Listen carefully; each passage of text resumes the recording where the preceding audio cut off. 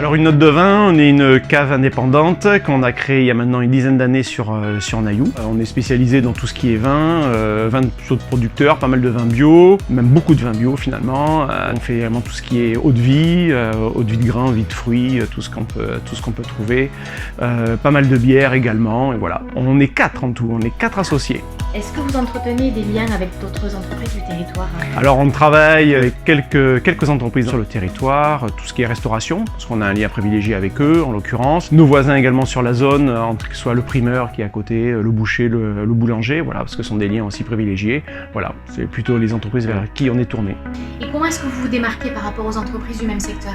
Bon, on essaye surtout de privilégier des vins de producteurs, des vins qu'on choisit, des vins qu'on va sélectionner, on va sur les domaines, on les rencontre, on déguste.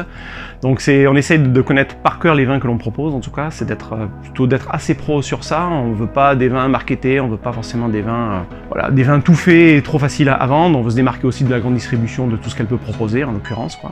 Donc c'est surtout ça. Et puis la proximité du conseil, la proximité avec les gens, c'est-à-dire pouvoir proposer du vin pour tout le monde, surtout aussi avec tous les budgets. Voilà, c'est un petit peu ça notre idée.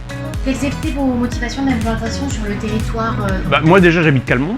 Donc finalement j'habite à quelques kilomètres et à l'époque il n'y avait pas de caviste quoi. Pas de caviste sur Nailloux, il n'y avait pas de caviste dans le coin, il y avait que Villefranche. Donc c'était d'amener finalement un petit peu ce métier là que moi je connaissais par cœur depuis un petit moment, l'amener sur un autre territoire qui était plutôt Toulouse, amener une autre vision de ce qu'était un caviste dans un milieu rural mais un peu avec ce côté un petit peu plus urbain quoi.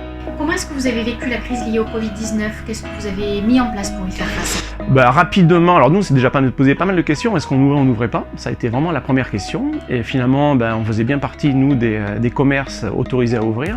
Rapidement on a limité l'accès à la boutique en limitant à une personne l'accès. Masque si on avait, mais c'était pas toujours évident. Gel hydroalcoolique à l'entrée. Les gens étaient plutôt très sérieux et faisaient très attention. Donc voilà, c'était plutôt limiter la circulation dans le magasin.